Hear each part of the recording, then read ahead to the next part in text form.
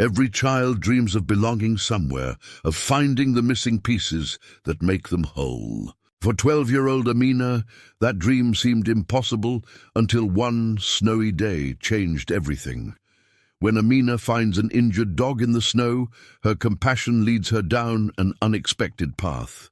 Following the wounded animal through frozen wilderness, she discovers a remote cabin hidden in the woods. Inside, she uncovers a leather journal that holds secrets about her heritage, stories of family she never knew, and a legacy deeper than she imagined. What starts as simple kindness becomes a journey of self-discovery that will reshape everything Amina thought she knew about herself. But what family secret was so important it had to be hidden in the wilderness? Before we jump back in, tell us where you're tuning in from. And if this story touches you, make sure you're subscribed, because tomorrow I've saved something extra special for you. The winter morning arrived with the kind of silence that only deep snow can bring. In the small town of Cedar Ridge, Montana, 12-year-old Amina Washington pressed her face against the frost-etched window of her foster home, watching the world disappear beneath a blanket of white. The storm had been relentless through the night,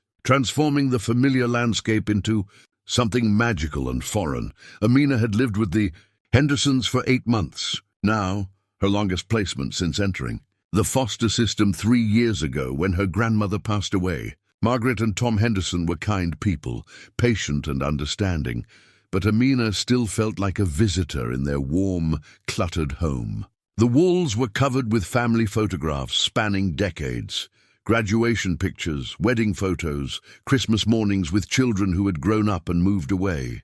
Amina often found herself studying these frozen moments, wondering what it would feel like to belong to such a tapestry of shared memories. Each photograph told a story of continuity, of roots that ran deep through generations. The Henderson children as toddlers became teenagers, then young adults with families of their own. Wedding pictures showed couples who had weathered decades together, their faces changing but their love constant. Holiday gatherings revealed the easy intimacy of people who shared history, inside jokes, and unconditional acceptance.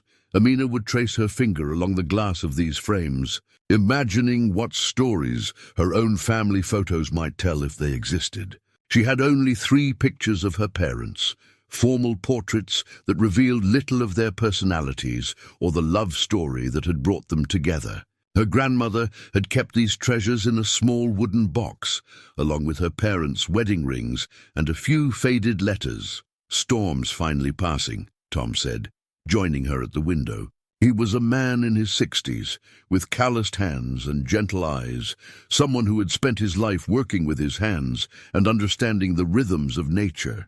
His workshop in the garage was filled with half-finished projects, birdhouses, rocking chairs, toys for grandchildren who visited during holidays. Everything he created was built to last, constructed with the patience and skill of someone who believed in permanence. Tom had retired from his job as a carpenter 2 years ago, but his hands remained busy. He found peace in the sound of wood being shaped, in the satisfaction of creating something useful and beautiful. When Amina had first arrived, shy and uncertain, he had invited her to help with small projects. She discovered she had a natural ability with tools, an intuitive understanding of how pieces fit together. "You've got good hands," he had told her after she successfully assembled a small jewelry box. "Steady and sure." "That's a gift." Amina nodded at his observation about the storm, though her attention was caught by something else, a movement in the tree line beyond the Hendersons' backyard. At first, she thought it might be a branch heavy with snow, but then she saw it again, a dark shape struggling through the drifts. "Mr. Henderson," she said softly, pointing toward the woods. "There's something out there." Tom squinted through the glass, his expression shifting to concern. The woods beyond their property stretched for miles, connecting to state forest land that harbored deer, elk, and occasionally bears. During her time with the Hendersons, Amina had learned to read the wilderness like a book, understanding which tracks belonged to which animals, recognizing the signs of seasonal migration. knowing when something was out of place, looks like an animal, could be hurt trying to find shelter. He paused, studying Amina's face. You've always had a good eye for creatures in need. It was true. Since arriving at the Hendersons, Amina had developed a reputation for rescuing wounded birds, feeding stray cats, and somehow knowing when animals needed help. Margaret often joked that Amina had been born with a special connection to creatures who couldn't speak for themselves. The girl seemed to understand their silent communications, their body language, their needs. The kitchen smelled of cinnamon and coffee as Margaret prepared breakfast. She was a woman who showed love through cooking, and the house always carried the comforting aromas of fresh bread or simmering soup. Her grey hair was pulled back in a practical bun, and her movements in the kitchen were efficient and graceful, the result of 40 years of feeding family and friends. Margaret had taught school for 35 years before retiring, specializing in helping children who struggled with reading. She understood that some minds worked differently, that patience and creativity could unlock potential others might miss. When Amina had arrived with a thick file documenting academic struggles and behavioral challenges from previous placements, Margaret had simply smiled. Every child has a gift, she had said.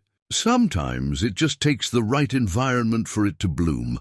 Under Margaret's gentle guidance, Amina's grades had improved dramatically. More importantly, her confidence had grown. Margaret never made her feel stupid for asking questions or needing extra time to understand concepts. Instead, she celebrated each small victory, each moment of breakthrough.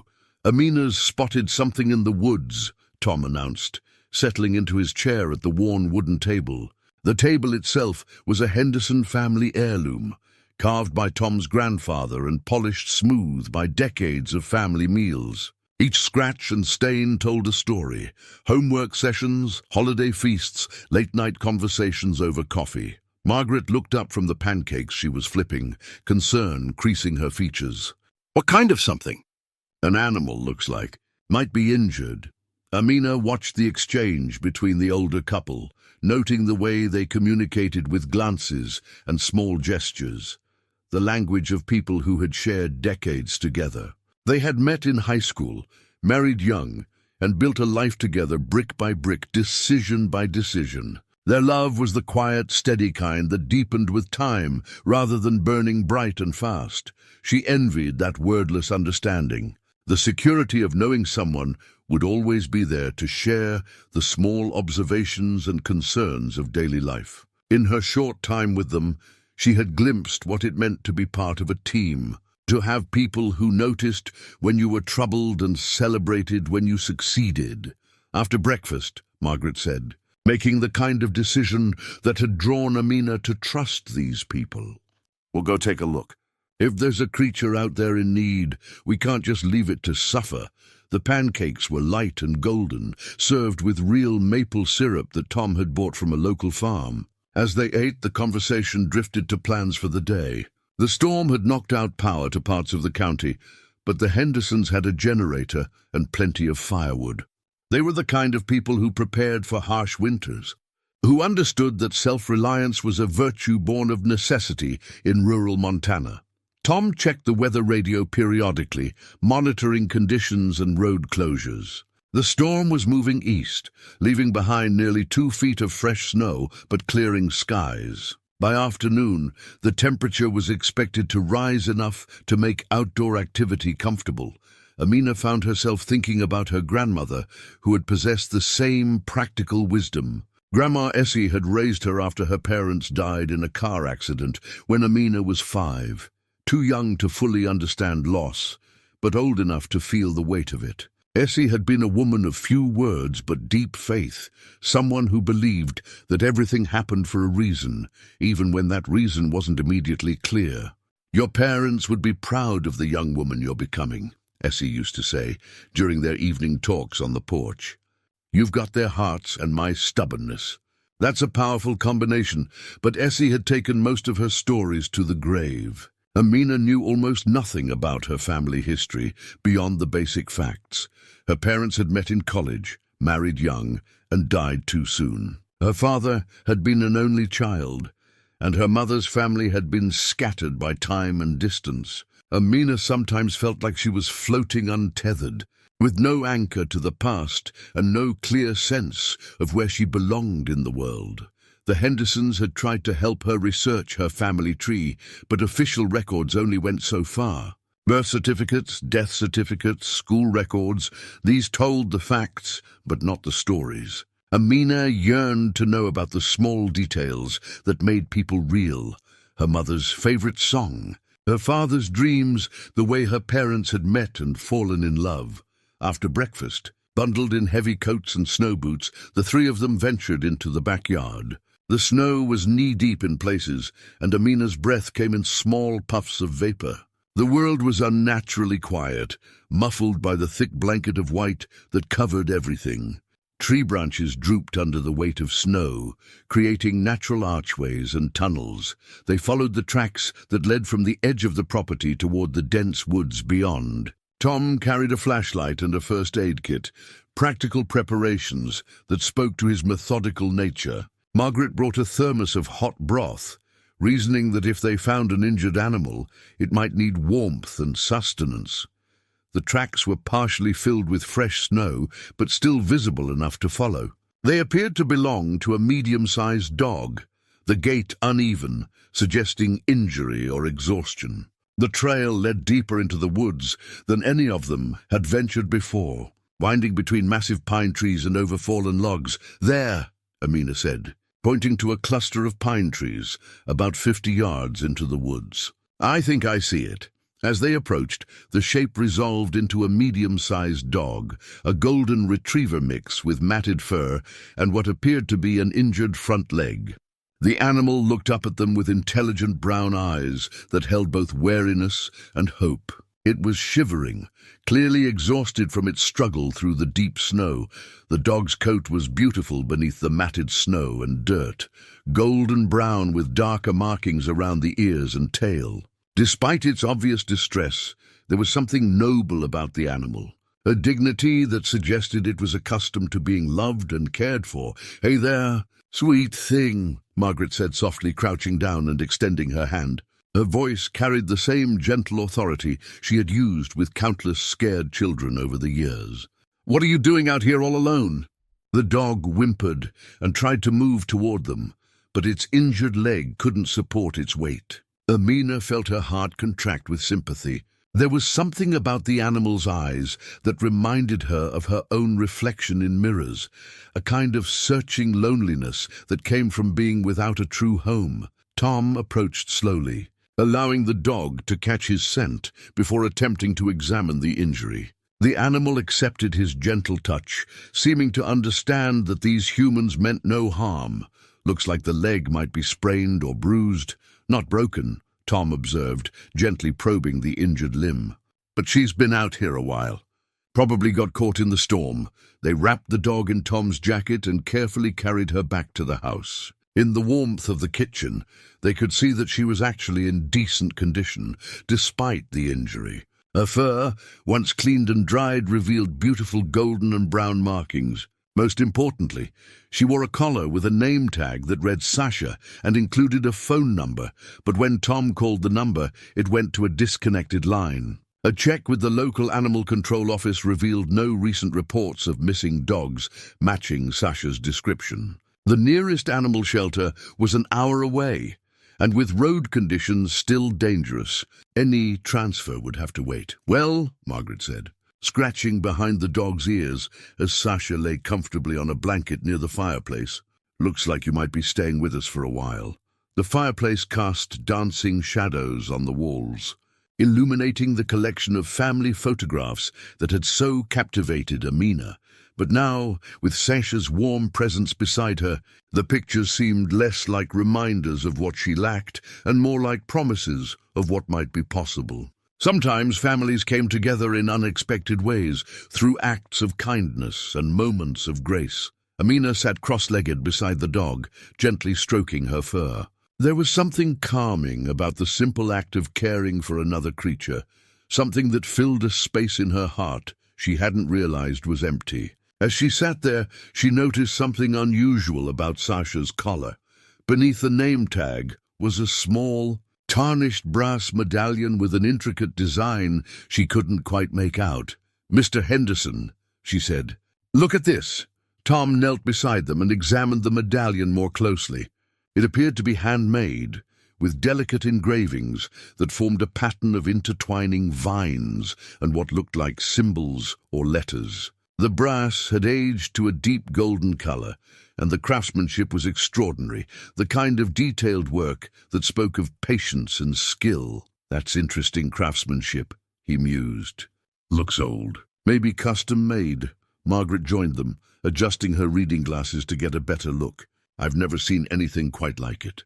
Those symbols, they almost look like they might be letters, but from what alphabet?" As evening approached and Sasha's strength returned, the dog began showing signs of restlessness. She would walk to the kitchen door, whine softly, and look back at the family as if trying to communicate something important.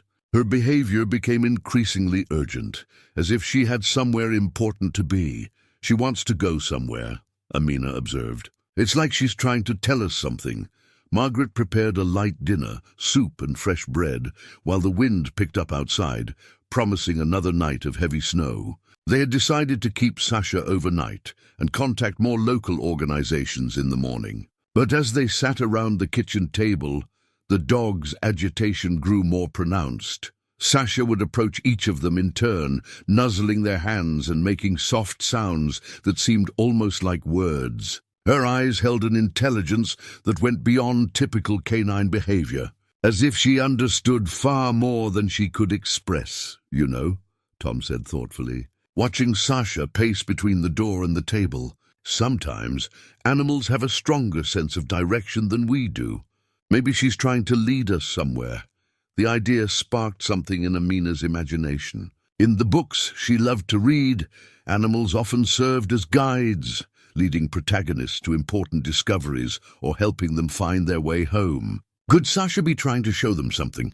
As if responding to their conversation, Sasha stood up and walked purposefully to the back door, then turned to look at them with an expression that seemed almost pleading. She scratched gently at the door, whined, and looked back again. "It's getting dark," Margaret said practically. "And the snow's starting up again."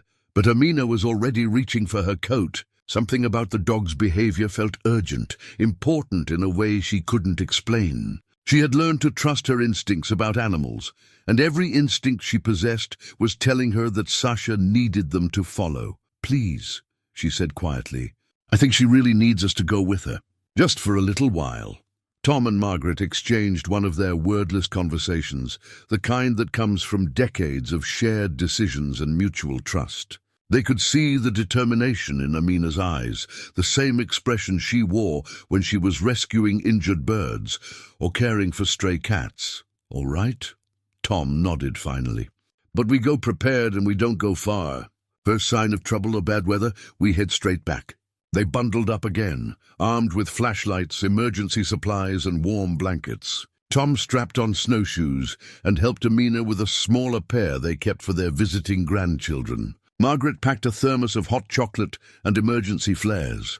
As soon as they opened the back door, Sasha limped purposefully toward the woods, looking back frequently to make sure they were following. Despite her injured leg, she moved with determination, as if she knew exactly where she was going.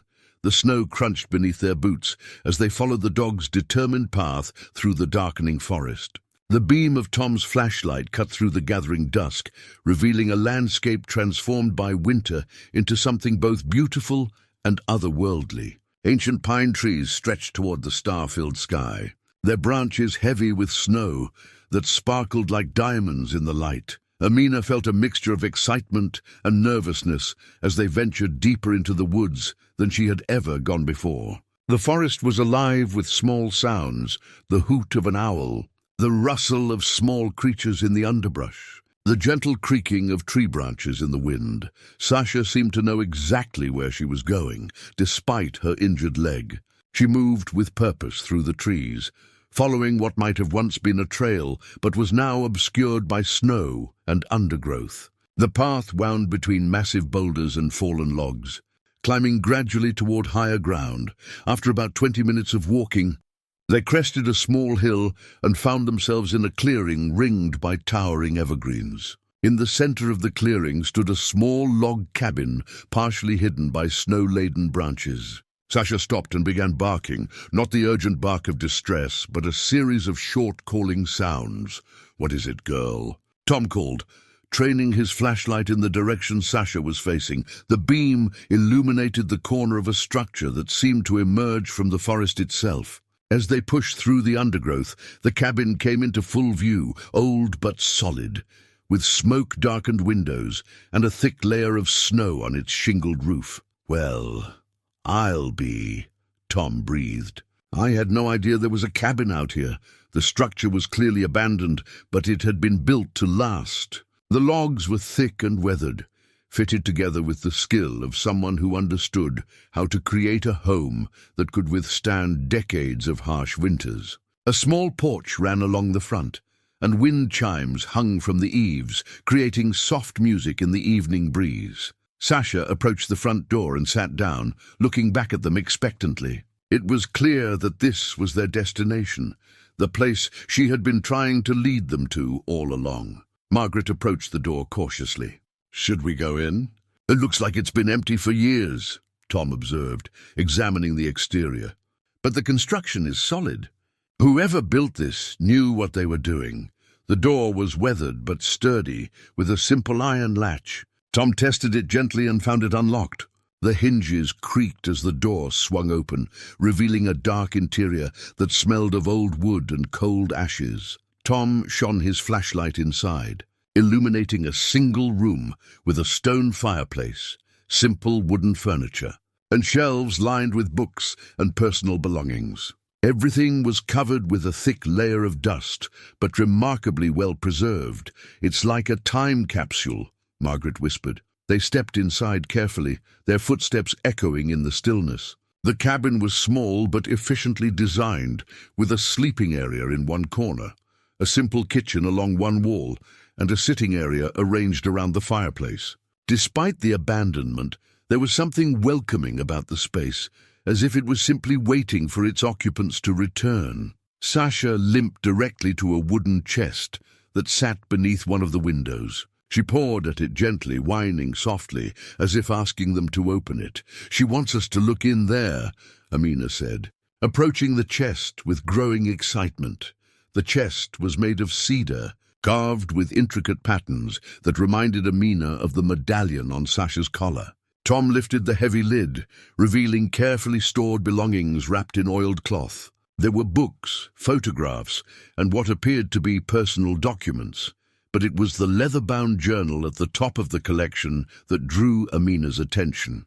The cover was worn smooth by handling, and the leather thong that held it closed was decorated with small brass beads that matched Sasha's medallion. With trembling hands, Amina lifted the journal from the chest. As she did, a loose photograph fell from between its pages, a picture of a young black woman standing in front of this very cabin, holding a golden retriever that looked remarkably like Sasha. Margaret gasped softly. "That woman! She looks just like you, Amina." Amina stared at the photograph, her heart racing. The resemblance was unmistakable. The same dark eyes, the same delicate features, the same confident smile. But it was impossible. Her family had no connection to Montana, no history in these mountains. She opened the journal with shaking hands. The first page bore an inscription in elegant script, "The Diary of Adana Washington, written for my daughter and her children, so they might know where they came from." The world seemed to tilt around Amina as she read those words. Washington was her last name, inherited from her father. But Adana, she had never heard that name before. Yet somehow, looking at the photograph and holding this journal, she knew with absolute certainty that this woman was family. Sasha moved closer to her, resting her warm head against Amina's leg as if offering comfort. The dog had brought her here for a reason, had led her to this moment of discovery that would change everything she thought she knew about herself.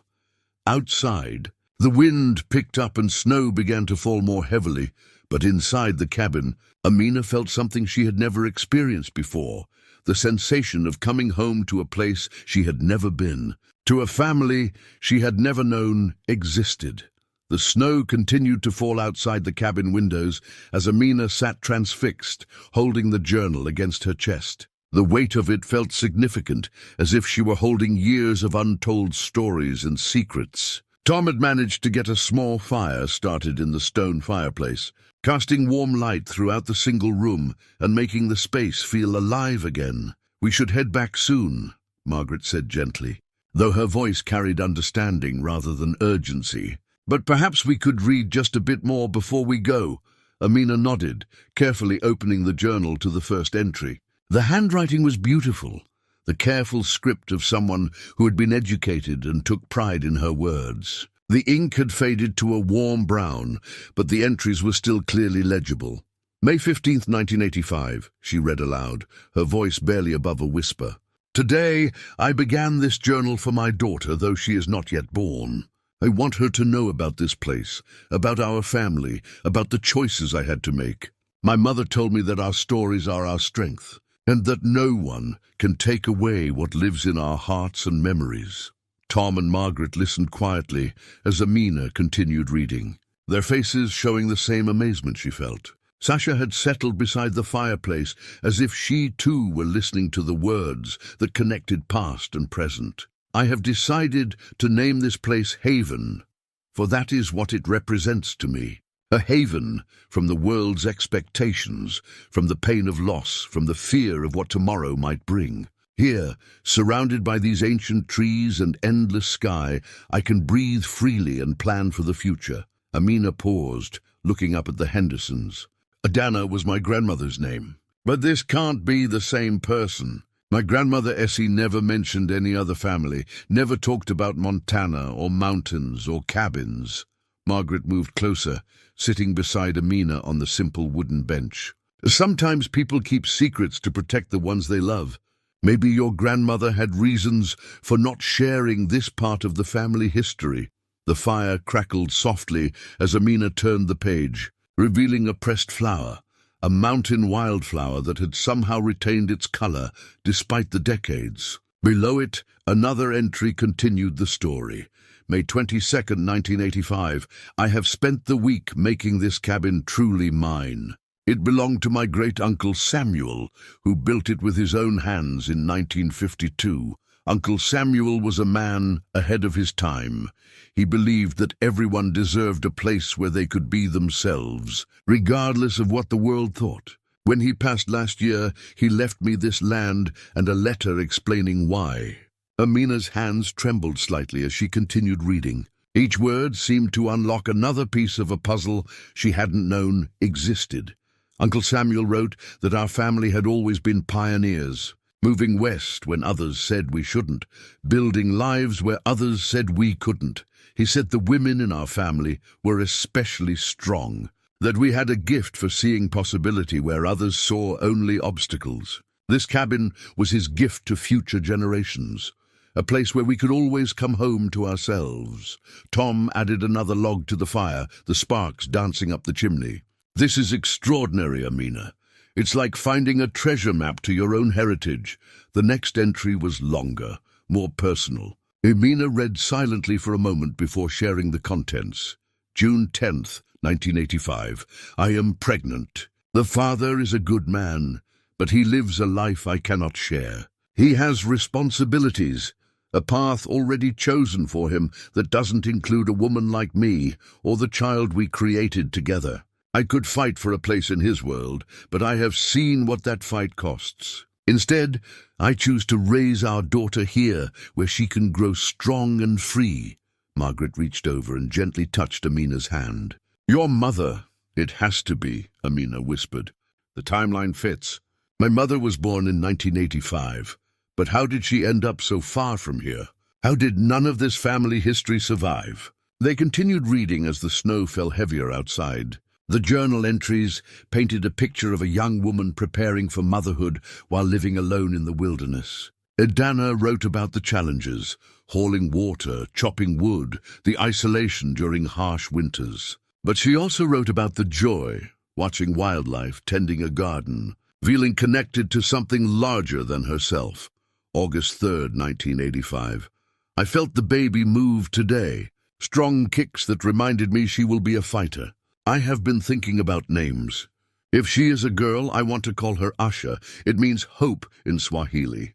Hope for a better world. Hope for a life filled with possibilities.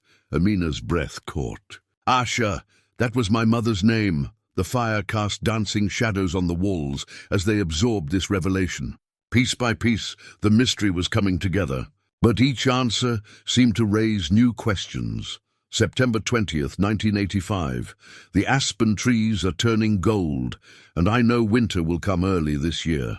I have been preparing, storing food and firewood, making sure everything is ready for the baby. Mrs. Chen from town has agreed to help with the birth. She is a retired nurse who understands the value of privacy. I trust her, and I trust that everything will happen as it should. Sasha lifted her head suddenly, alert to some sound outside that the humans couldn't hear. Tom noticed her reaction and checked his watch. We should head back, he said reluctantly. The storm is getting worse, and it'll be hard to follow our trail much longer. Amina looked around the cabin, reluctant to leave this place that had suddenly become the most important location in her world. Can we take the journal? And maybe some of the other things? I think Adana would want you to have them, Margaret said softly. This was all meant for her daughter and her daughter's children. That means it belongs to you. They carefully gathered the journal, the photographs, and several other items from the chest. Letters, documents, and a small wooden box that rattled with hidden contents. Tom wrapped everything in one of the oiled cloths to protect it from the snow.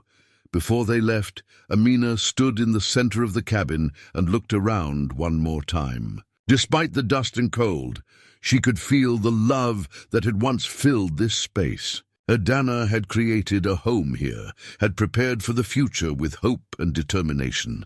Thank you, she whispered to the empty room. Though somehow it didn't feel empty at all. The journey back through the snow was challenging. But Sasha led them unerringly along the path, as if she had made this trip many times before. By the time they reached the Henderson house, all three humans were exhausted, but Amina felt more awake than she had in years. In the warmth of the kitchen, they spread the rescued items across the table. Besides the journal and photographs, there were official documents, a birth certificate for Asha Washington, medical records, and correspondence with various agencies. Look at this, Tom said, examining one of the letters.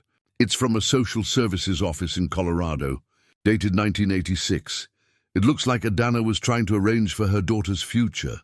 Amina picked up the letter, scanning its formal language about placement procedures and legal guardianships. One phrase jumped out at her, as per the mother's wishes. The child will be placed with Essie Washington in Denver, Colorado, with no disclosure of the birth location or maternal circumstances.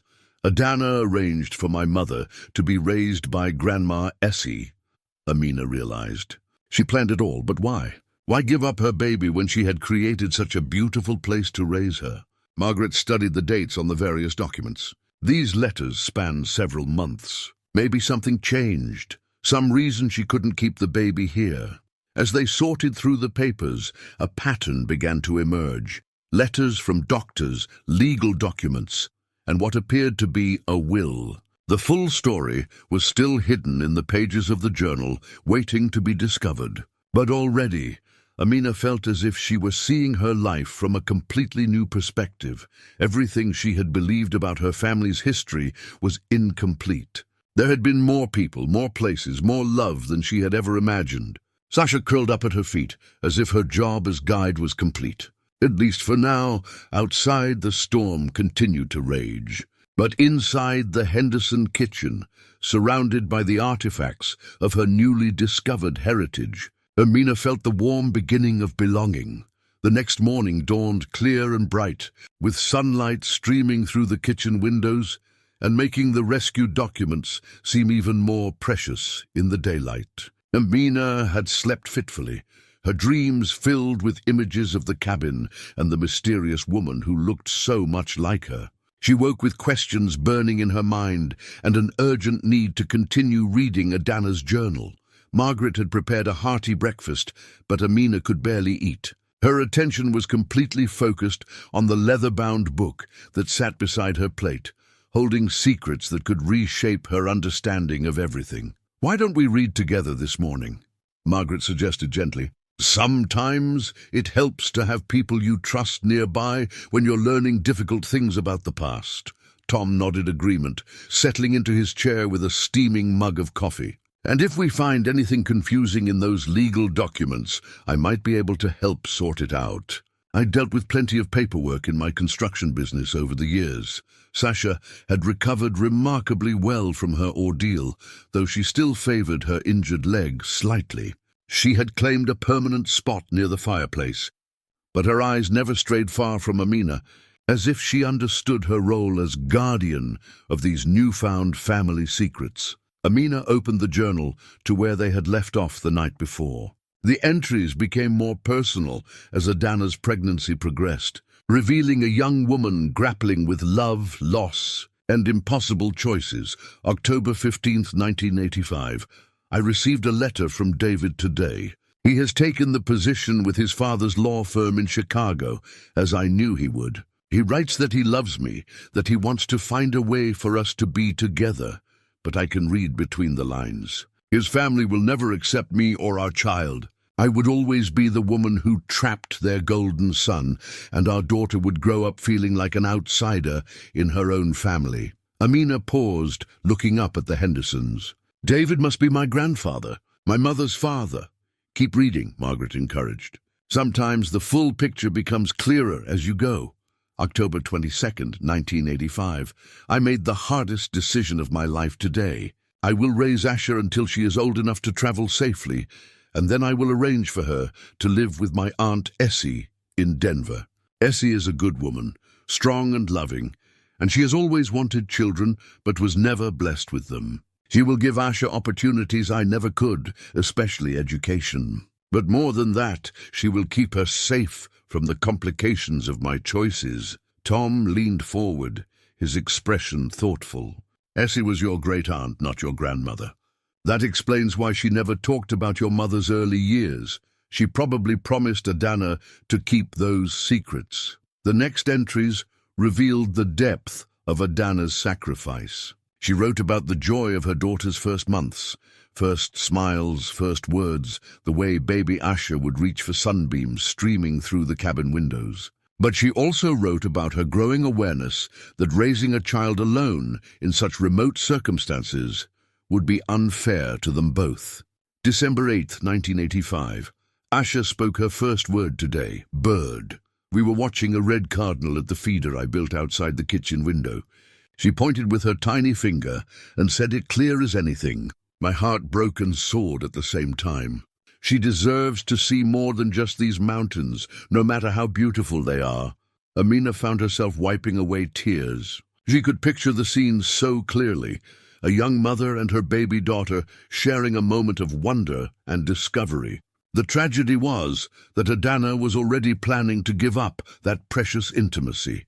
January 20th, 1986.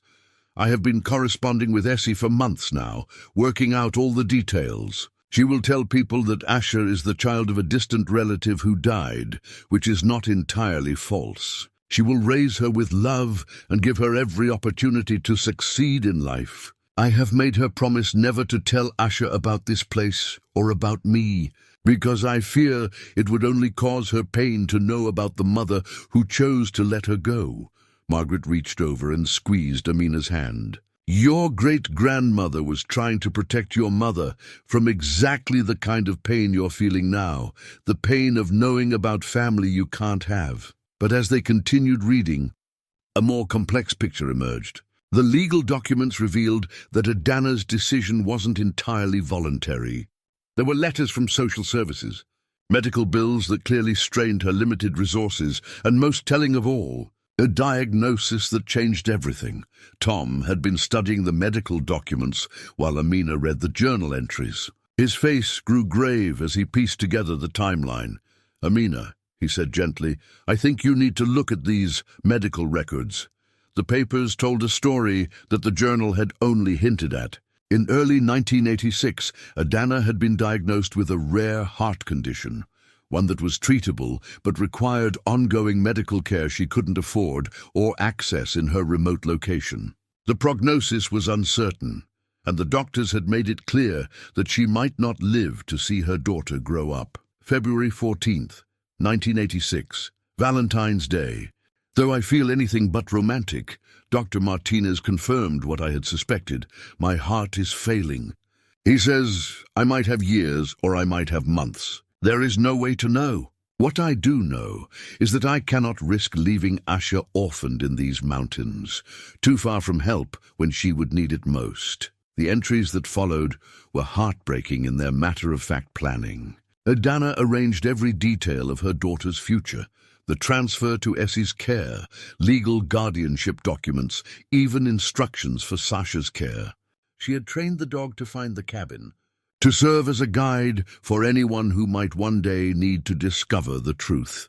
March 3rd, 1986. I am teaching Sasha to remember the path between Haven and the nearest road. She is remarkably intelligent and seems to understand that this knowledge is important. I've sewn the brass medallion Uncle Samuel made for me onto her collar, along with instructions in a sealed envelope.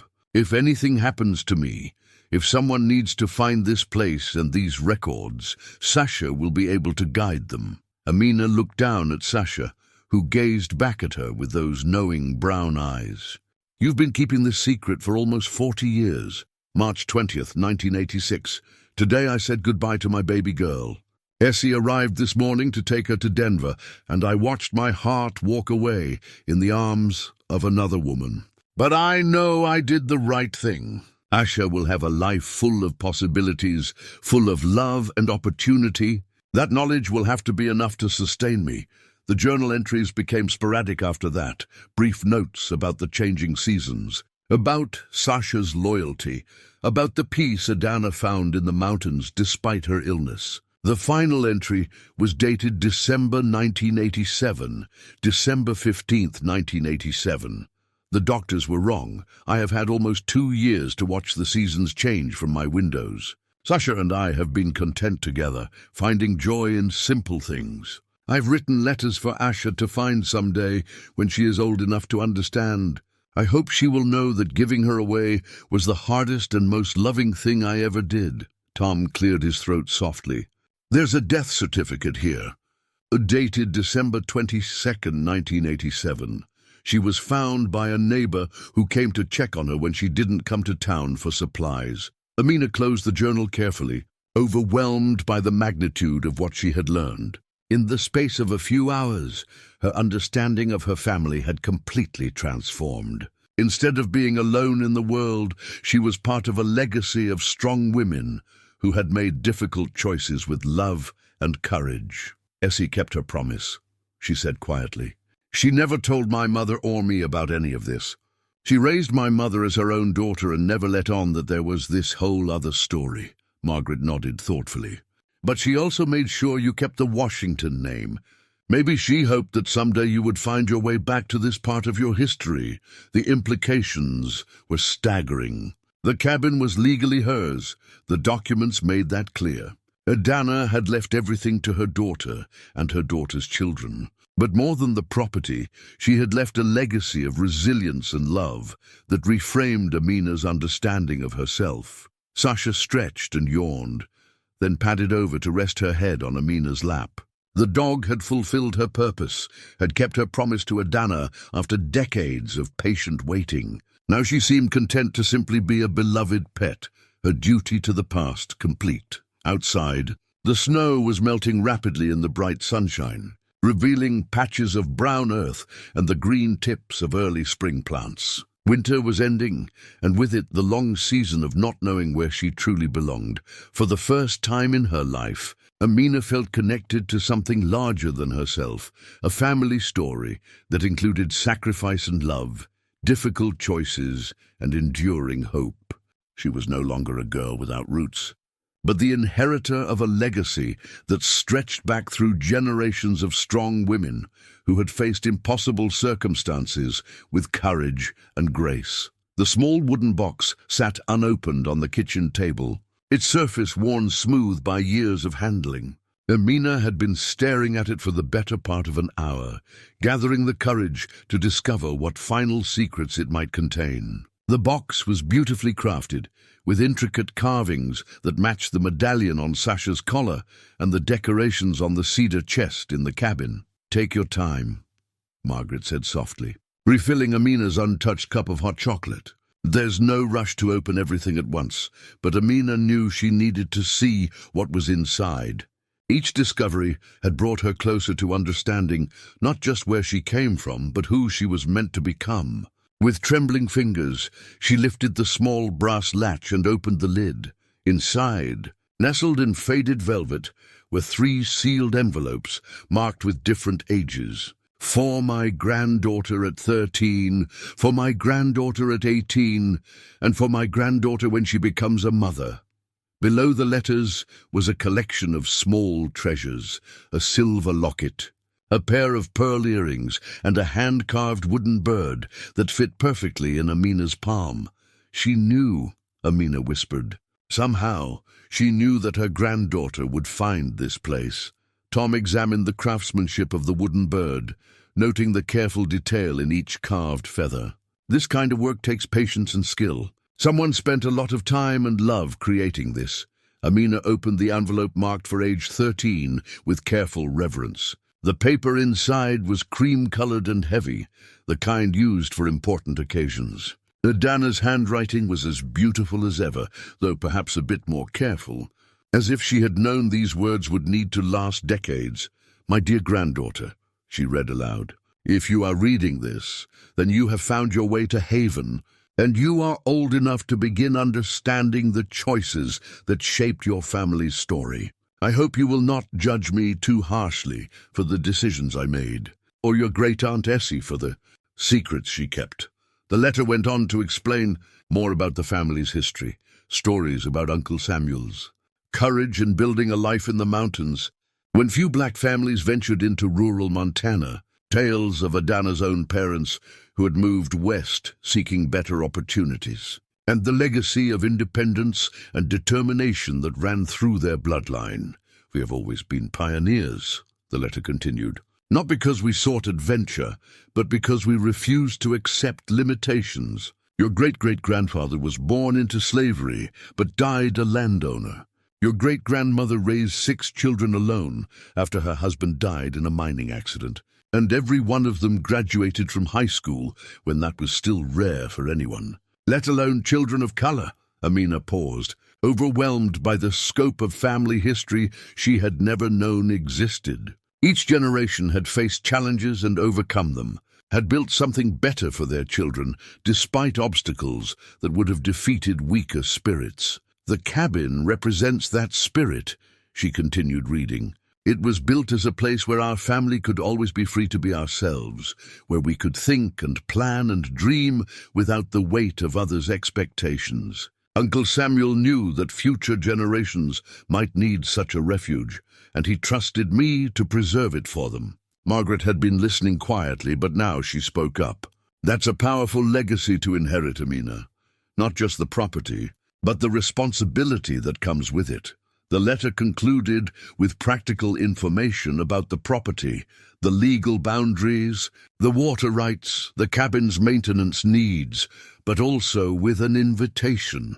"If you choose to claim this place as your own, know that you are welcome here, not just as my granddaughter, but as the continuation of a story that began long before any of us were born. The mountains will teach you what I cannot, and the silence will help you hear the voice of your own heart." Tom had been studying a detailed map that was folded inside the envelope. "This shows the full extent of the property. It's larger than I thought.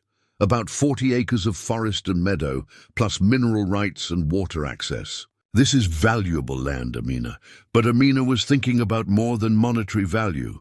She was thinking about the feeling she had experienced in the cabin the night before, the sense of coming home to a place she had never been. She was thinking about the years she had spent feeling rootless, unconnected to any larger story or purpose. "I want to go back," she said suddenly, "to the cabin. I want to see it in daylight, to understand what it would really mean to claim this inheritance." Margaret and Tom exchanged glances. They had been hoping she would want to explore this connection further, but they also understood the magnitude of what she was considering. "It's a big decision," Margaret said carefully, "taking responsibility for property like that, especially at your age. But we could certainly go back and explore, help you understand what would be involved." They spent the rest of the morning making practical plans. Tom called a friend who worked in property assessment to get advice about taxes and maintenance costs. Margaret researched the nearest schools and services, trying to understand what it would mean for a young girl to spend time at such a remote location. But for Amina, the practical considerations seemed secondary to something deeper. As she held the carved wooden bird and reread Adana's letter, she felt a pull toward the mountains that went beyond logic or convenience. After lunch, the three of them returned to the cabin, this time carrying camping supplies and tools for basic maintenance. In daylight, the forest path seemed less mysterious, but no less magical. Sasha led the way with obvious joy, as if she were finally able to complete a journey she had been attempting for years. The cabin looked different in sunshine, still aged and weathered, but solid and welcoming. The surrounding meadow was beginning to show signs of spring, with small green shoots pushing through patches of melting snow. A stream ran nearby, its water clear and cold from mountain snowmelt. Tom immediately began assessing the structural needs, while Margaret explored the small garden area behind the cabin. But Amina was drawn to the interior, to the shelves of books and the personal belongings that had waited decades for their owner's return. She found more journals on the shelves, not personal diaries, but records of the property's natural cycles, observations about wildlife, weather patterns, and seasonal changes. Adana had been a careful steward of the land, noting which plants grew where, when various animals migrated through the area, and how to work with nature rather than against it. One shelf held books about sustainable living, organic gardening, and wilderness survival. Another contained novels and poetry, volumes that showed a woman with wide-ranging interests and a deep appreciation for beautiful language. But it was the collection of children's books that made Amina's throat tighten with emotion. Dozens of stories, carefully chosen for a daughter who would never hear them read aloud by her mother's voice. On the simple wooden desk near the window, she found writing materials and a half-finished letter addressed to "My daughter, Asha." The letter was undated, but the handwriting looked shaky, as if it had been written during Adana's final illness. "My dearest Asha," it began, "I hope someday you will understand that letting you go was not about loving you less, but about loving you so much that I wanted your life to be bigger than mine could be. I've tried to create a place where you will always be welcome, where your children and their children can come to remember who they are and where they come from." Amina carefully folded the unfinished letter and slipped it into her pocket. Through the cabin windows, she could see Tom and Margaret exploring the property, discussing practical matters and making lists. But she felt suspended between two worlds, the practical present where she was a foster child with an uncertain future, and this magical possibility of claiming a heritage she had never known existed. Sasha had claimed her favorite spot near the cold fireplace, but her tail thumped happily whenever Amina looked her way. The dog seemed to understand that her long vigil was finally over, that the family's secrets she had guarded were being passed to their rightful owner. As afternoon sunlight streamed through the windows, Amina sat in the chair where Adana must have spent countless hours writing, reading and planning for a future she would never see. For the first time in her life, she felt the presence of family, not just the DNA she carried, but the dreams and hopes and sacrifices that had shaped her existence long before she was born. The question was no longer whether she belonged here, but whether she was brave enough to claim that belonging and all the responsibility that came with it. The legal documents spread across Tom's kitchen table told a story as complex as any novel. Property deeds, tax records, water rights certificates, and mineral claims dating back to the 1950s painted a picture of careful planning and considerable foresight. Uncle Samuel had been more than just a man who built a cabin in the woods. He had been a visionary who understood the value of land ownership for a family that had been denied such opportunities for generations. "This is remarkable," said Jim Patterson, Tom's friend who specialized in property law. He had driven out from town that evening to review the documents, his weathered face showing increasing amazement as he studied each paper. "Your great-great-uncle not only owned this land free and clear, but he secured mineral rights and water access that are worth a considerable sum today." Amina listened as the adults discussed tax implications, inheritance procedures, and the legal requirements for a minor to own property. The complexity was overwhelming, but one fact emerged clearly: everything was legally hers. Though accessing her inheritance would require navigating a maze of bureaucratic procedures, the challenge, Jim explained gently, is that you're 12 years old.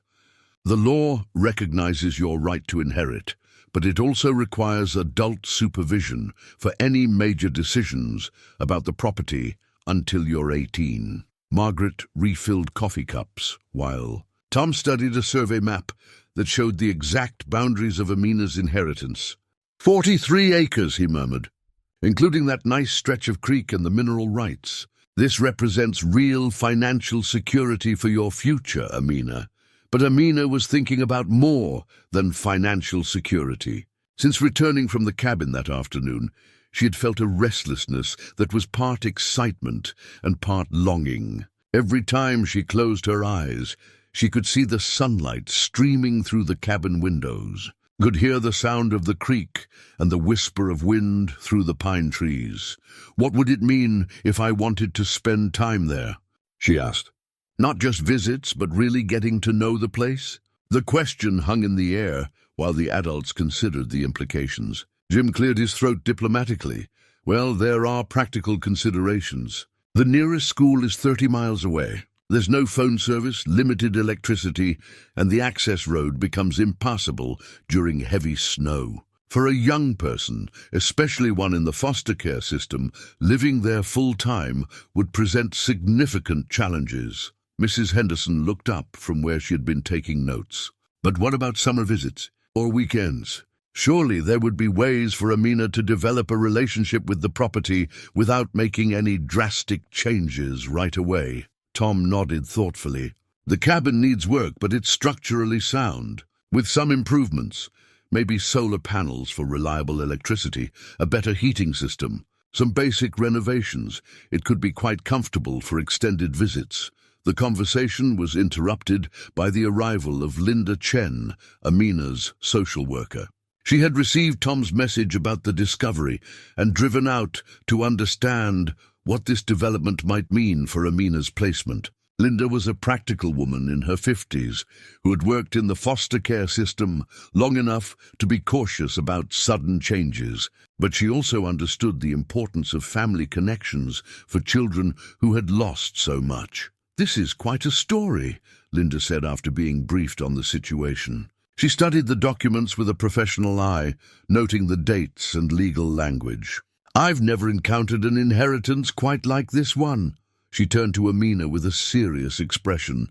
"You understand that this doesn't automatically change your living situation. You're still in the foster care system, and any decisions about where you live need to be made with your best interests in mind." Amina nodded, though her heart sank slightly. She had been hoping that discovering her family heritage might somehow provide an immediate escape from the uncertainty of foster care. "However," Linda continued, "this does represent a significant connection to your family history. I think we should explore ways for you to develop a relationship with this property, as long as it's done safely and with proper supervision." Over the next hour, they worked out a preliminary plan. The Hendersons would continue as Amina's foster parents, but they would help her spend time at the cabin during weekends and school breaks. Tom, with his construction background, would oversee necessary repairs and improvements. Margaret, with her teaching experience, would help Amina research her family history and understand the practical aspects of property ownership. But as the adults made their careful plans, Amina felt a growing sense of urgency that she struggled to explain. It wasn't just about visiting the cabin or learning about her heritage. It was about answering a call that seemed to come from the mountains themselves. That night, she lay awake listening to the wind and thinking about Adana's words. "The mountains will teach you what I cannot, and the silence will help you hear the voice of your own heart." She thought about the generations of strong women who had faced impossible choices with courage and grace. She thought about Uncle Samuel, building a refuge where future generations could be free to become themselves. The next morning brought an unexpected complication. Linda called early to report that the state had questions about the inheritance and wanted to conduct their own investigation. There were concerns about the legal process, about proper notification of inheritance rights, and about whether a minor should have unsupervised access to such a remote property. "They're not trying to take away your inheritance," Linda explained carefully. "But they want to make sure everything is handled properly for your protection." Margaret hung up the phone with a worried expression. "They want to schedule interviews with all of us, and they may want to inspect the property before approving any visits." Tom was less diplomatic in his response. "Bureaucratic nonsense. The child has a legal right to her family's property, and we're offering responsible supervision. What more do they want?" But Amina understood the underlying concern. She was a black girl in the foster care system, and historically, such children had not been encouraged to claim inheritances or assert their rights. There would be skepticism about the authenticity of the documents, questions about whether she was being manipulated by well-meaning adults, and doubt about her ability to make mature decisions about such a significant inheritance. "We'll handle whatever they require," Margaret said firmly. "This is your family legacy, Amina, and you have every right to claim it." That afternoon, as they waited for the state investigators to schedule their visit, Amina found herself drawn back to Adana's journals. She read about the challenges her great-grandmother had faced, the isolation, the financial struggles, the constant need to prove her right to exist in spaces where she wasn't welcome. But she also read about the joy Adana had found in creating something lasting, something that would benefit future generations. Each improvement to the cabin, each carefully tended plant in the garden, each book added to the shelves represented an investment in a future she would never see. May 30th, 1987, one entry read, "I planted apple trees today, though I know I may never taste their fruit. But someday, my granddaughter might sit in their shade and remember that she comes from people who believed in tomorrow even when today was uncertain." Reading those words, Amina felt a fierce determination rise in her chest. Adana had fought for this legacy despite illness and isolation. Uncle Samuel had built it despite social barriers and economic challenges. She would not let bureaucratic concerns diminish the gift they had given her. Sasha seemed to sense her mood, moving closer and resting her warm head on Amina's lap. The dog's eyes held the same patient wisdom that had guided them to the cabin in the first place. A reminder that some journeys require both courage and persistence. Outside, storm clouds were gathering over the mountains, promising another night of snow. But inside the warm kitchen, surrounded by documents that proved her connection to something larger than herself, Amina felt ready to face whatever challenges lay ahead in claiming her inheritance. The state investigator arrived on a grey Tuesday morning, accompanied by a woman in an expensive coat who introduced herself as Patricia Whitman, representing a legal firm from Chicago. Amina felt her stomach tighten as she watched them examine the documents with professional skepticism, whispering to each other in legal jargon she couldn't quite follow. "Ms. Washington," the investigator said formally, "we need to discuss some complications that have arisen regarding your inheritance claim." Margaret moved protectively closer to Amina's chair, while Tom crossed his arms, his expression wary. Linda Chen had arrived early, prepared to advocate for Amina's interests, but even she looked concerned by this unexpected development. Patricia Whitman opened her briefcase and withdrew a thick folder. 3 days ago, our firm was contacted by David Montgomery, a prominent attorney in Chicago.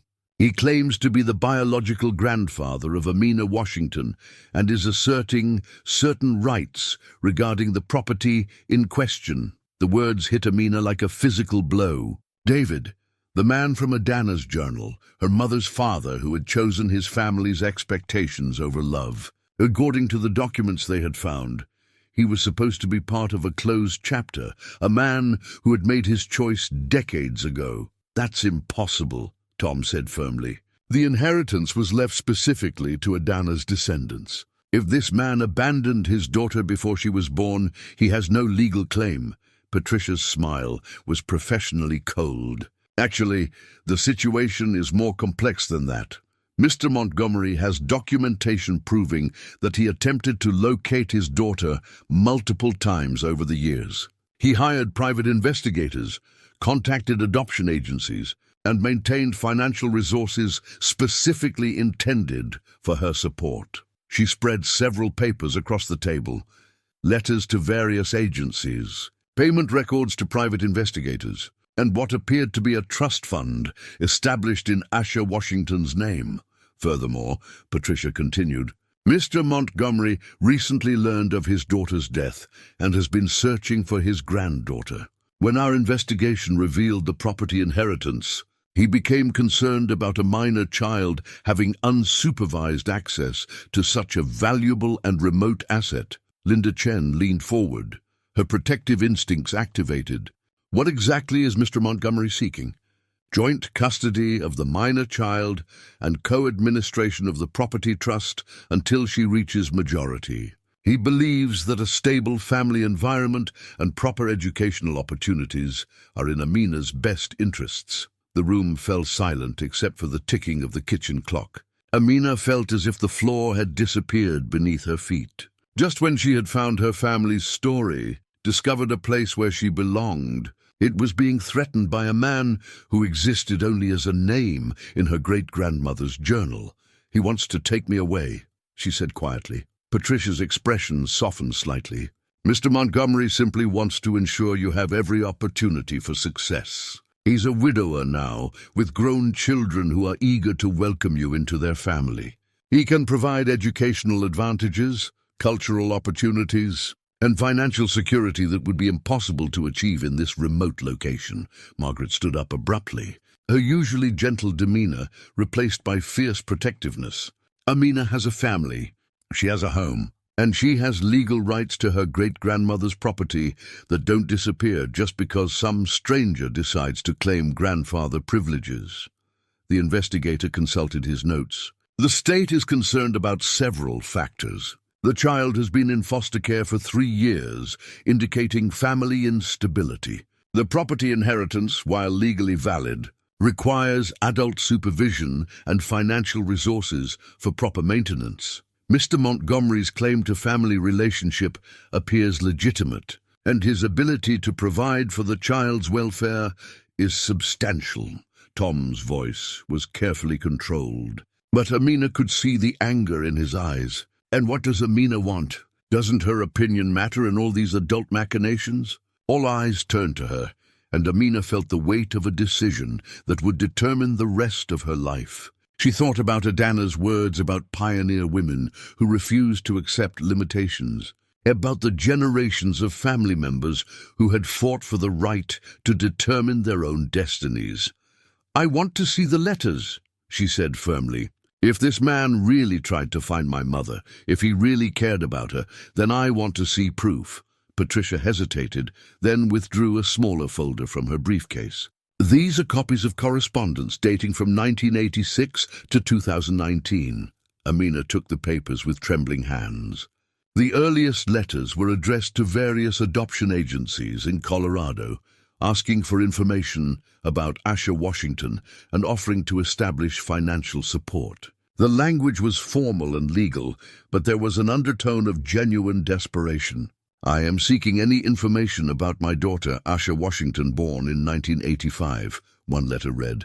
I was young and made serious errors in judgment, but I have never stopped hoping to find her and make amends for my failures. The letters continued, chronologically, showing a man who had indeed spent decades searching for his daughter. There were payments to private investigators, donations to organizations that helped reunite families, and most surprisingly, annual deposits to a trust fund established in Asha's name. He's been putting money aside for my mother for 35 years, Amina said, her voice barely audible. The most recent letters were heartbreaking in their urgency. After learning of Asha's death through public record searches, David Montgomery had focused his efforts on finding his granddaughter. His letters to social services agencies showed increasing desperation as he tried to navigate bureaucratic obstacles and privacy laws. I failed my daughter, one recent letter read, but I refuse to fail my granddaughter.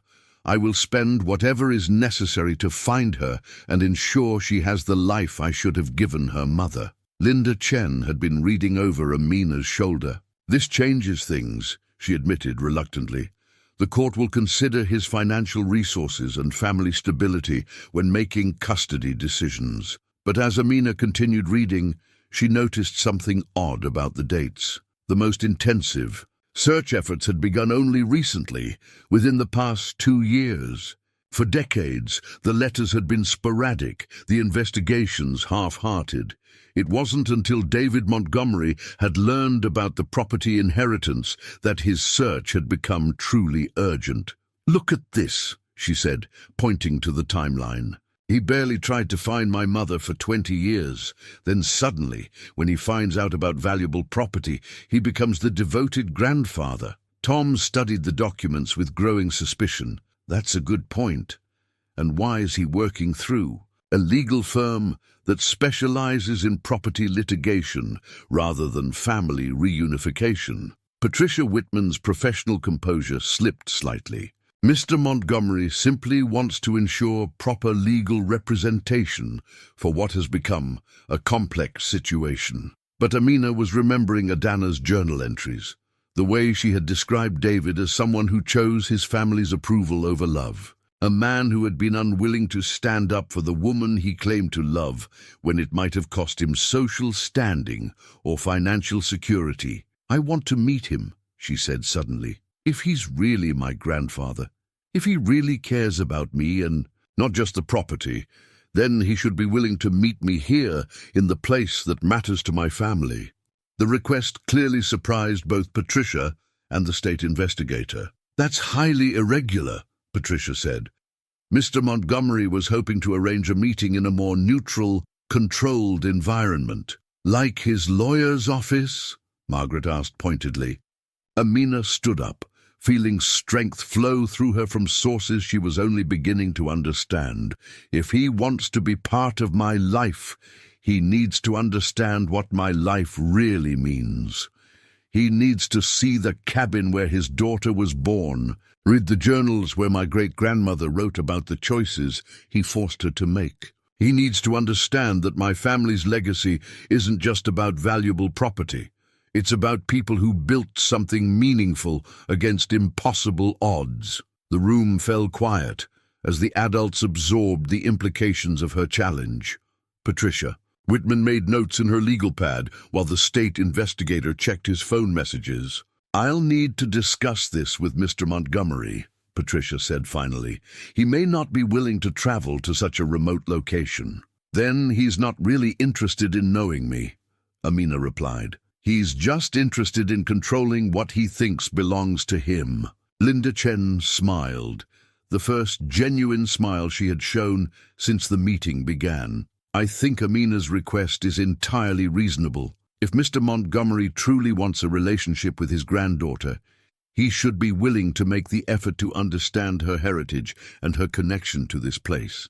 As the officials gathered their papers and prepared to leave, Amina felt a mixture of fear and determination. The discovery of David Montgomery's claim had shaken her newfound sense of belonging, but it had also clarified something important. She wasn't just inheriting property, she was inheriting the responsibility to protect a legacy that represented more than land or money. Standing at the kitchen window as the official cars disappeared down the mountain road, Amina watched Sasha exploring the backyard with obvious contentment. The dog had spent 40 years guarding family secrets, waiting for the right person to claim them. Now it was Amina's turn to decide what those secrets were worth and how far she was willing to go to protect them. The week before David Montgomery's scheduled visit to the cabin passed in a blur of preparation and emotional turmoil. Amina found herself alternating between excitement at the prospect of meeting her grandfather and deep anxiety about what his presence might mean for her newfound sense of belonging. Tom had thrown himself into making the cabin presentable, not out of any desire to impress David Montgomery, but because he understood that Amina needed the space to reflect her family's dignity and heritage. He repaired loose floorboards, cleaned the windows until they sparkled, and restored the fireplace to working condition. Each improvement felt like an act of respect for Adana's memory and a statement about the value of what she had preserved. Margaret had taken on the task of organizing the family documents into a coherent narrative.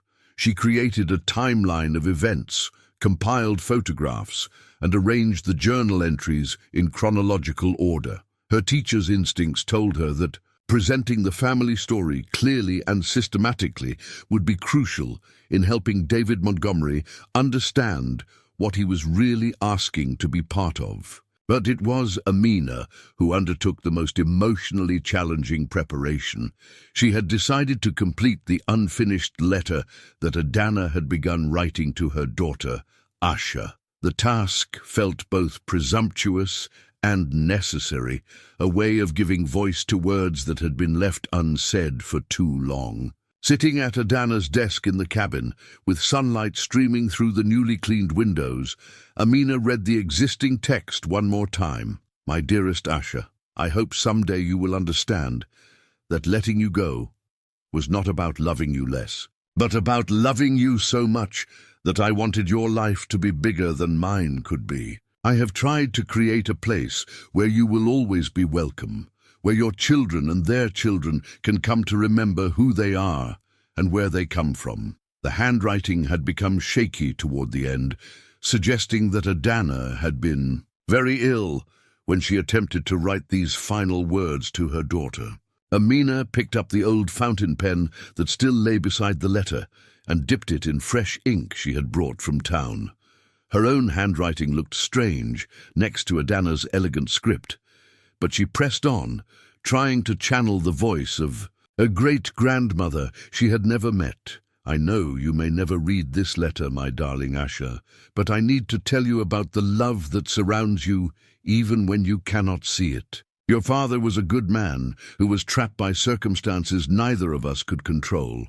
He chose the life his family expected of him, but that choice cost him more than he may ever know.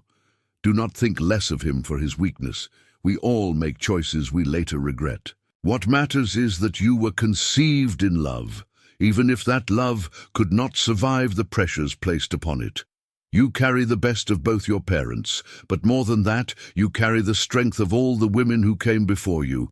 Use that strength wisely and pass it on to your children. Amina paused, thinking about her mother, who had died too young to pass on much of anything except the questions that had driven Amina to this moment of discovery. I pray that whoever raises you will love you as their own, will give you opportunities I could never provide, will help you become the remarkable woman I know you are meant to be. But I also hope that someday you will find your way back to this place, that you will understand the choices I made and forgive me for the pain they may have caused.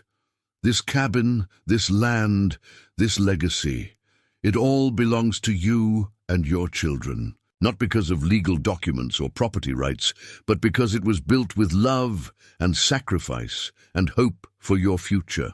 When you stand in these mountains, you are standing on ground that your family fought to claim and preserve. Never let anyone convince you that you don't belong here. Tears were flowing freely down Amina's face as she wrote, But she didn't stop. This letter needed to be finished, for Adana, for her mother, and for herself. If you have children of your own, tell them about the women who came before them. Tell them about Uncle Samuel, who built this refuge with his own hands. Tell them about the courage it takes to love someone enough to let them go. Tell them that they come from a long line of people who believed in tomorrow even when today was uncertain. And if my words ever reach you, my beloved granddaughter, know that you were loved before you were born, that every choice I made was made with your future in mind. The mountains will teach you what I cannot, and the silence will help you hear the voice of your own heart. With all my love and hopes for your happiness, your great-grandmother, Amina set down the pen and carefully blotted the ink. Completing the letter felt like closing a circle that had been left open for too long. She folded the pages carefully and placed them in the wooden box with the other family treasures. Outside, she could hear Tom working on the cabin's front steps, replacing boards that had rotted over the decades. His steady hammering provided a comforting rhythm as she processed the complex emotions surrounding the approaching meeting with David Montgomery. She had spent hours thinking about what she wanted to say to him, what questions she needed to ask, what boundaries she needed to establish. Patricia Whitman had called twice to discuss logistics and legal considerations, each conversation making it clear that David Montgomery expected this meeting to result in significant changes to Amina's living situation. But Amina had her own agenda. She wanted to understand why her grandfather had chosen his family's expectations over love 40 years ago, and whether he was making the same choice now. She wanted to know if his sudden interest in her welfare was genuine, or if it was primarily motivated by the value of the property inheritance. Most importantly, she wanted him to understand that claiming her as his granddaughter meant more than signing legal documents and providing financial support. It meant accepting the full story of their family, including the parts that reflected poorly on his choices. Margaret arrived at the cabin in the late afternoon, carrying a thermos of soup and fresh bread for lunch. She found Amina sitting on the newly repaired front steps, watching Sasha explore the meadow with obvious contentment. "How are you feeling about tomorrow?" Margaret asked, settling beside her with the easy companionship they had developed over the months of Amina's placement. "Scared," Amina admitted, "but also angry. I keep thinking about all the years my mother spent not knowing where she came from, all the questions she must have had that nobody could answer. He could have found her if he had really tried. He had money and connections and investigators. The fact that he didn't succeed seems more like a choice than a failure." Margaret nodded thoughtfully. "Sometimes the hardest part of getting older is realizing that the adults who shaped your life were just people making imperfect decisions with incomplete information. Your grandfather was young when your mother was born, probably scared and pressured by his family, but that doesn't excuse abandoning her," Amina said firmly. "And it doesn't give him the right to show up now and expect to control my life." "No, it doesn't," Margaret agreed. "But it might be worth listening to what he has to say, if only to understand the full story."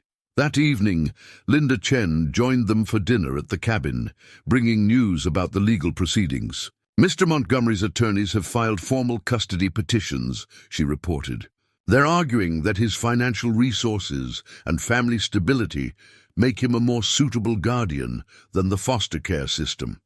Tom's jaw tightened. "And what about what Amina wants? Doesn't that count for anything?" "Of course it does," Linda said, "especially at her age. The court will definitely consider her preferences, but they'll also consider what they believe is in her best long-term interests." Amina had been listening to the adults discuss her future, but now she spoke up with quiet determination. "I want to record tomorrow's conversation. I want there to be a clear record of what he says and what he promises." Linda looked surprised. "That's actually a very smart idea. It would provide documentation of his actual intentions versus his legal claims." As night fell and the adults prepared to return to town, Amina asked to spend the night alone in the cabin. It was a request that made everyone nervous, but she felt she needed time to commune with the place and the family spirits that seemed to inhabit it. "Sasha will be with me," she pointed out, "and you'll be back first thing in the morning," lying in the narrow bed where Adana had once slept, listening to the wind in the pine trees and the distant sound of the creek. Amina felt a deep sense of connection to the generations of women who had faced impossible choices with courage and grace. Tomorrow would test whether she had inherited their strength along with their legacy.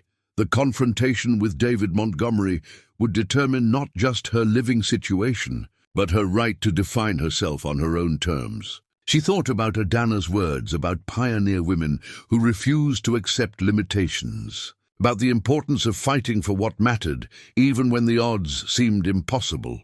Whatever happened tomorrow, she would meet her grandfather as the inheritor of a proud family legacy, not as a lost child grateful to be claimed by a stranger. The difference would shape everything that followed. David Montgomery arrived at the cabin in a black SUV that looked absurdly out of place on the rough mountain road. Amina watched from the cabin steps as he emerged. A tall, distinguished man in his 70s with silver hair and expensive clothes that had clearly never been intended for wilderness hiking. He moved carefully, favoring his left leg slightly, and she could see him taking in the surroundings with an expression she couldn't quite read.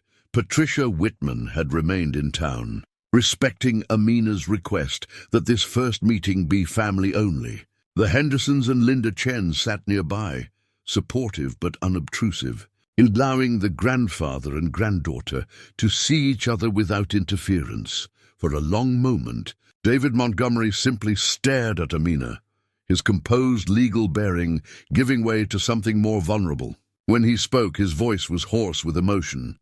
"You look exactly like her," he said quietly. "Like your mother when she was young. And like Adana too. There's something in your eyes that I remember from the only photograph I ever had of her." Amina remained seated, studying this stranger who claimed such an important place in her family history. Despite his obvious wealth and polish, there was something tired about him, as if he had been carrying a heavy burden for a very long time. "You brought photographs," she observed, noticing the manila envelope in his hands. David nodded and moved closer, though he remained standing rather than presuming to sit beside her. 40 years worth. I documented every search, every lead, every dead end.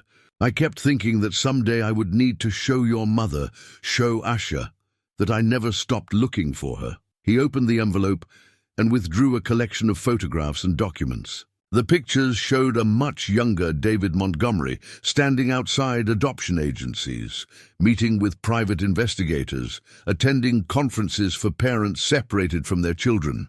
There were maps marked with search areas, lists of contacts, and copies of advertisements he had placed in newspapers across the western states. "I was 23 when your mother was born," he said, settling carefully onto the steps a respectful distance away. 23. Engaged to a woman my family had chosen, destined for a career in my father's law firm. I thought I had everything figured out. Amina picked up one of the photographs, David looking young and desperate outside a Colorado social services office. "But you chose your family's plans over my great-grandmother." "I did," he admitted without defensiveness. "I was weak and scared and completely unprepared for the consequences of my choices. When Adana told me she was pregnant, I panicked. I offered money, support, anything, except the one thing she really needed. Me standing up to my family and claiming my responsibilities." He pulled out another photograph, this one showing Adana in profile, unaware that she was being photographed. She looked impossibly young and beautiful, standing in what appeared to be a library or bookstore. "I took this picture the day before I left for Chicago," David continued. "I told myself I was doing the right thing, that my family would never accept her and our child would grow up as outsiders. I convinced myself that letting her go was somehow noble." Amina studied the photograph, seeing her great-grandmother as a real person rather than just the voice in the journals. "What changed your mind?" David was quiet for a long moment, staring out at the mountains that had sheltered his daughter's birth. "My son, your uncle, died 3 years ago. Cancer. During his final weeks, he asked me about the choices I regretted most. I told him about Adana, about the daughter I had abandoned. He looked at me with such disappointment and said, "Dad, you spent your whole life telling us that Montgomery men take responsibility for their actions. But the most important responsibility you ever had, you walked away from." The weight of decades of regret was evident in his voice, and despite her wariness, Amina felt a flicker of sympathy for this man who had clearly been haunted by his choices. After he died, I intensified my search efforts. I hired the best investigators money could buy, used every legal resource available. When I finally found records showing that Asha had died in that car accident, his voice broke slightly. I felt like I had failed her twice. Once by abandoning her and again by not finding her in time to make amends. Tom had been listening quietly, but now he spoke up. "And when did you learn about Amina?" David turned to acknowledge the other adults for the first time. 6 months ago, the investigators traced Asha's records and discovered she had a daughter in the foster care system. But when they tried to make contact, they hit privacy walls and legal barriers. It wasn't until the property inheritance became public record that we were able to confirm the family connection. "And you immediately filed custody petitions," Linda observed, her tone neutral but pointed. "I filed legal papers to establish my rights as next of kin," David corrected. "My attorneys advised me that without formal standing, I would have no ability to ensure Amina's welfare or protect her interests." Amina had been listening to this exchange, but now she stood up and walked toward the cabin door. "Come inside," she said. "There are things you need to see." David followed her into the cabin, his expensive shoes clicking on the wooden floors that Tom had recently refinished. Amina watched his face as he took in the simple but well-crafted furniture, the shelves of books, the personal belongings that had waited decades for discovery. "This is where your daughter was born," she said simply.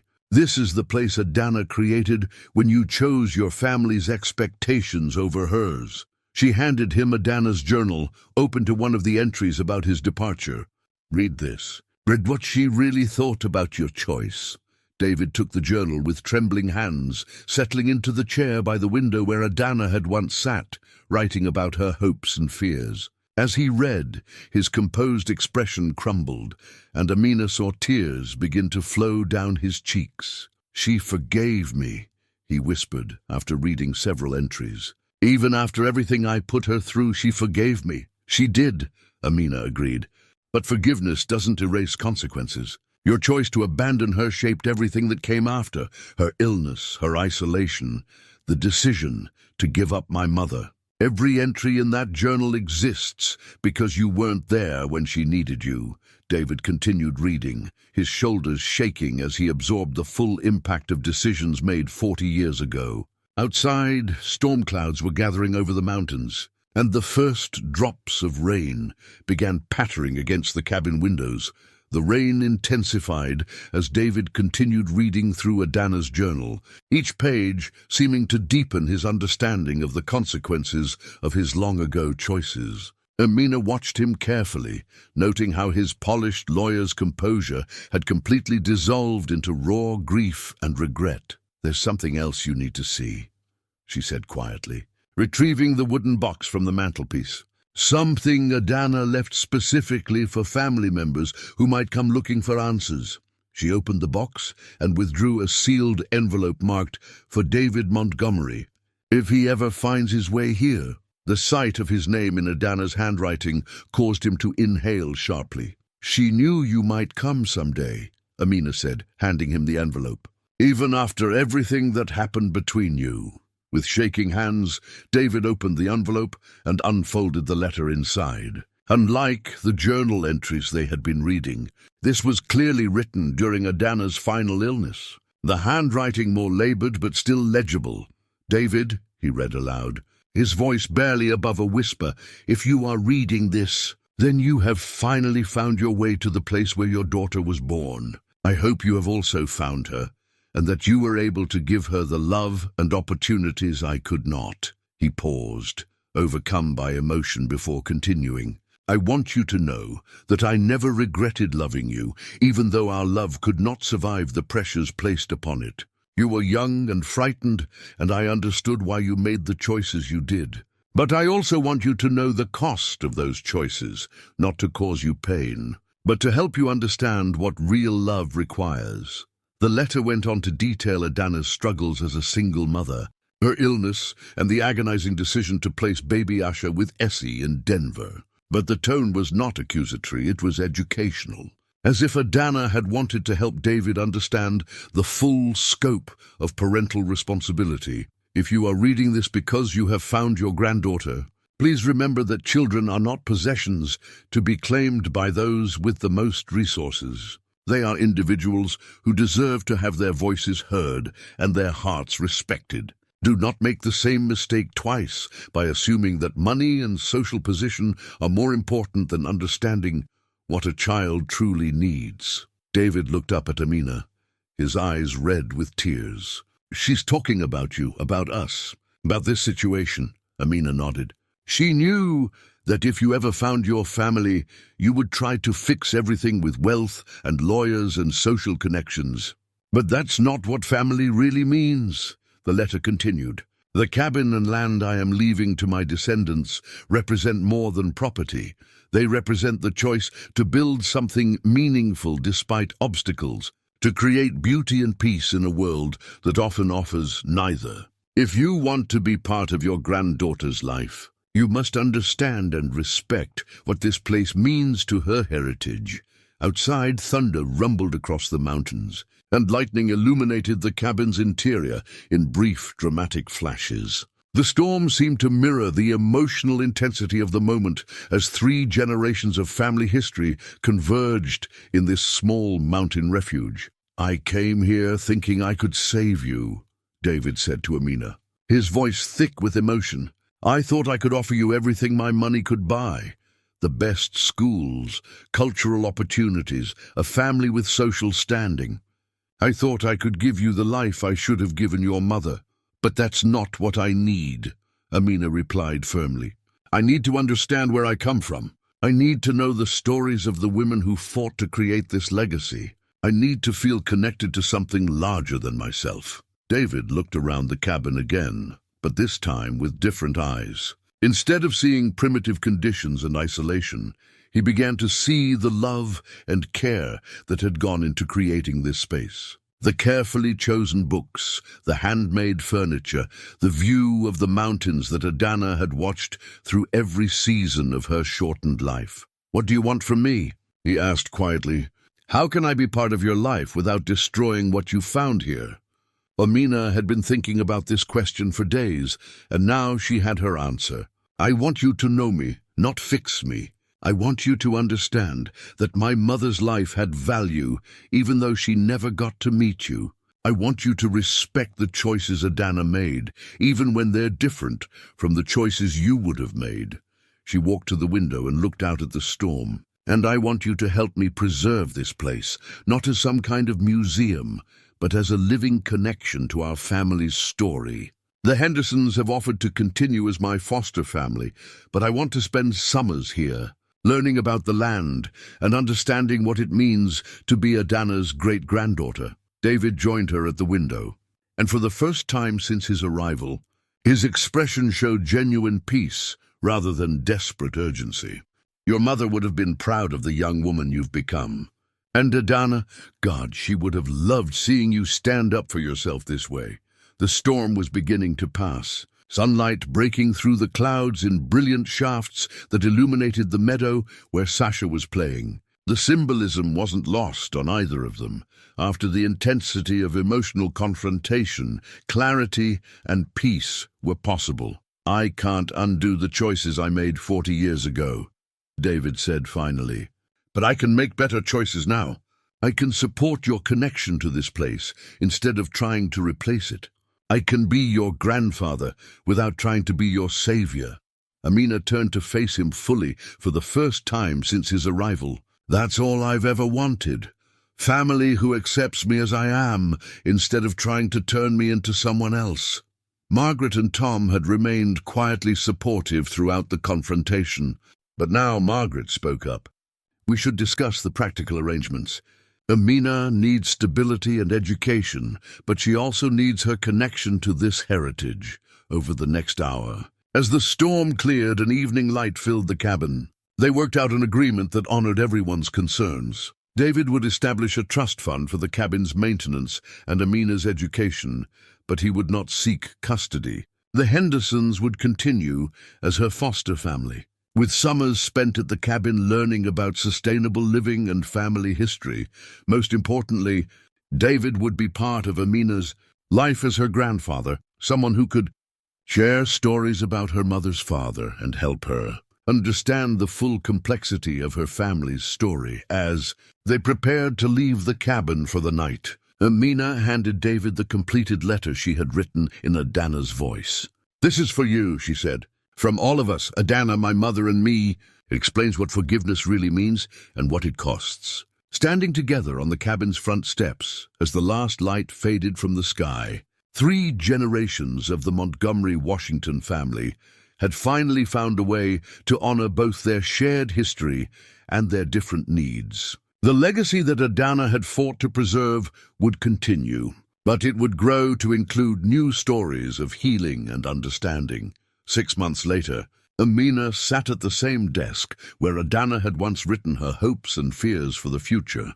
But now she was beginning her own journal, the first entry in what she hoped would be many volumes documenting the ongoing story of their family. Legacy, June 21st, 2025, she wrote in careful script, using the fountain pen that had once belonged to her great-grandmother. Today marks the summer solstice and my first full week living at Haven for the summer. I'm 13 now, and I think I finally understand what Adana meant when she wrote that the mountains would teach me what she could not. Through the cabin's windows, she could see Tom building raised garden beds where Adana had once grown vegetables and herbs. The sight filled her with satisfaction, the circle of cultivation and care continuing across generations. Margaret was hanging laundry on the line they had strung between 2 pine trees, the white sheets dancing in the mountain breeze like prayer flags. David had visited twice since their emotional confrontation in the cabin, each visit more comfortable than the last. He was learning to see the place through Amina's eyes, rather than through the lens of his own guilt and regret. Last month, he had brought photo albums spanning 40 years, pictures of family gatherings that Asha had never attended, celebrations where her absence had been felt but never acknowledged. "I want you to know about your cousins," he had said during his previous visit. "They're good people who would have loved your mother if they had been given the chance. My mistakes shouldn't define their relationship with you." Amina had agreed to meet them in the fall when she returned to Cedar Ridge for the school year. The thought still made her nervous, but she was beginning to understand that family could expand to include new people without diminishing the importance of those who had come before. Sasha stretched luxuriously in a patch of sunlight, her injured leg now completely healed. At her advanced age, she had earned the right to spend her days napping and enjoying the warmth, but she still occasionally led Amina on explorations of the property, showing her hidden streams and wildlife trails that only a long-time resident would know. The legal battles had been resolved more easily than anyone had expected. Once David understood what Amina truly wanted, his attorneys had worked to support her goals rather than pursue custody. The property remained legally hers, protected by trusts and conservation easements that would prevent future development while ensuring resources for maintenance and education. More importantly, the foster care system had recognized the unique value of her connection to this place. Linda Chen had fought hard to create an arrangement that honored both Amina's heritage and her need for stability. The summers at Haven were now an official part of her care plan, with the Hendersons serving as her guardians year-round. "I have been reading great-grandmother's journals again," Amina wrote, trying to understand the courage it took for her to build a life here alone. "To make such difficult choices about my grandmother's future. I think I understand now that love sometimes means letting go. But it also means creating something lasting that future generations can claim as their own."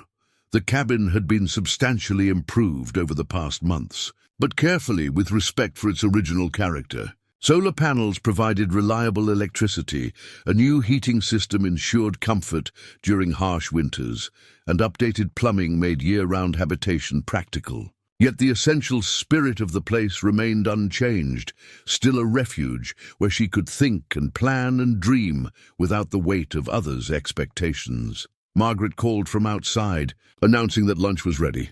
They had fallen into comfortable routines during their weeks at the cabin, shared meals, evening conversations by the fireplace, long walks through the forest that revealed new wonders daily. The Hendersons had grown to love the place almost as much as Amina did, understanding that their role in preserving this legacy was both an honor and a responsibility. After lunch, Amina returned to her journal, wanting to capture thoughts that seemed to crystallize more clearly in the mountain air. I have been thinking about the difference between belonging somewhere and being claimed by someone, she wrote. For most of my life, I felt like I was waiting to be chosen, to be wanted, to be deemed worthy of someone's love and attention. But being here, understanding the story of the women who came before me, I realized that belonging is something you claim for yourself. Adana didn't wait for permission to build a life in these mountains. She didn't ask anyone's approval to love David, or to make the painful choice to give up their daughter. She simply did what needed to be done, with courage and grace, and an unshakable belief in her right to determine her own destiny. The afternoon light was beginning to shift, casting longer shadows across the meadow where wildflowers bloomed in abundance. Amina had learned to read the subtle signs that indicated changing weather, the approach of evening, the rhythms of wildlife that moved through the property. These skills felt like inheritances as valuable as any legal document. David asked me last week if I forgive him for abandoning my grandmother, she continued writing. I told him that forgiveness isn't mine to give. That debt was between him and Adana, and she settled it in her own way before she died.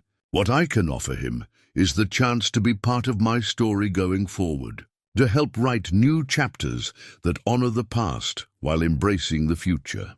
As evening approached, the 3 adults and 1 young woman gathered on the cabin's front porch to watch the sunset paint the mountains in shades of gold and purple. It had become their ritual, this quiet time of reflection at the end of each day. "Any regrets about spending your summer in the middle of nowhere?" Tom asked. Though his tone suggested he already knew the answer, Amina considered the question seriously. She thought about friends in town who were spending their summer at camps and shopping malls, having experiences that were probably more typical for 13-year-olds. But she also thought about the deep satisfaction she felt in this place, the sense of connection that grew stronger with each passing day. "No regrets," she said finally. "This is where I'm supposed to be right now, where I'm supposed to be learning who I'm meant to become." As stars began appearing in the clear mountain sky, Amina felt the peaceful certainty of someone who had found her place in the world. Not because someone had given it to her, but because she had claimed it for herself. The legacy that Adana had fought to preserve would continue, enriched by new stories of courage and love and the enduring power of family connections that transcend time and circumstance. Sasha's gentle snoring provided a comforting soundtrack as the family that had chosen each other settled into another evening of contentment in the mountains, where their story would continue to unfold for generations to come.